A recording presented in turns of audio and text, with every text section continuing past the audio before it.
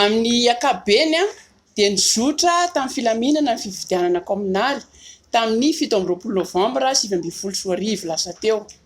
Na dia teo aza ny korotana hita teny anivon'ny birao-pifidianana sasatsasany. Nahitana tsy fanarandalana vitsivitsy ihany koa ny fifidianana iny, toy ny tsy fahafaizan'ireo mpikambana ao amin'ny BEV ny fomba fiasa, ny tsy fahampiana na ny tsy fahatombanan'ireo fitaovam-pifidianana. Niteraka fahasorenana tao amin'ireo mpifidy ihany koa ireo mpifidy nandray anjara tamin'ny fifidianana solombavambahoaka nefa tsy afaka nifidy tamin'ny fifidianana ity noho ny tsy fahitana ny anaran'izy ireo tao anatin'ilay listim-pifidianana nampiasaina farany. Amin'ny ankapobeny dia voahaja ny fepetra-takiana amin'ny fisokafan'ny birao fandatsaham-bato. Na izany aza dia nahatsikaritra ny safidy fa ny 700 isan-jato ny birao fandatsaham-bato na rahamaso dia tara ny fisokafany, izany hoe taorianany amin'ny 9 maraina vao nisokatra ho an'ny mpifidy. Izy io moa dia vokatry ny fahataran'ny fandaminana teo amin'ny mpikambana eo amin'ny birao fandatsaham-bato na ihany koa fahataran'ny fahatongavan'ny fitaovana.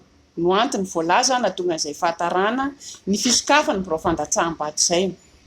Mahakasika ny fizotran'ny fifidianana, teo amin'ireo birao fandatsaham-bato nanaovana fanaraha-maso dia 330.3 isan-jato ny taham-pandraisana anjara izay hita fa nihena tokoa raha oharina tamin'ny fifidianana solombavambahoaka. Ny tato amin'ny safidy ny atotanisa tamin'izay dia 70 isan-jato.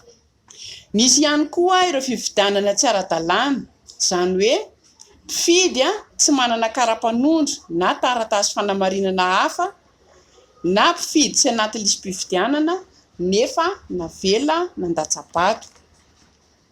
Mahakasika ny fikatoanan'ny birao fandatsaham-bato indray sy ny fanasam-bato. Amin'ny ankapobeny dia voahaja ny fepetra napetraky ny lalàna. Na izany aza dia nisy birao fandatsaham-bato 410 isan-jato eo tsy nanaja ny ora hifaranan'ny fandatsaham-bato.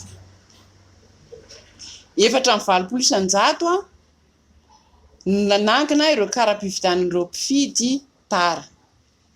Ny fandraisana anjara ny vehivavy sy ny tanora tamin'ny fanasam-bato kosa dia azo lazaina ho nahafa-po satria ny atsasa-manilan'ireo mpanatrika tamin'ny birao fandatsaham-bato dia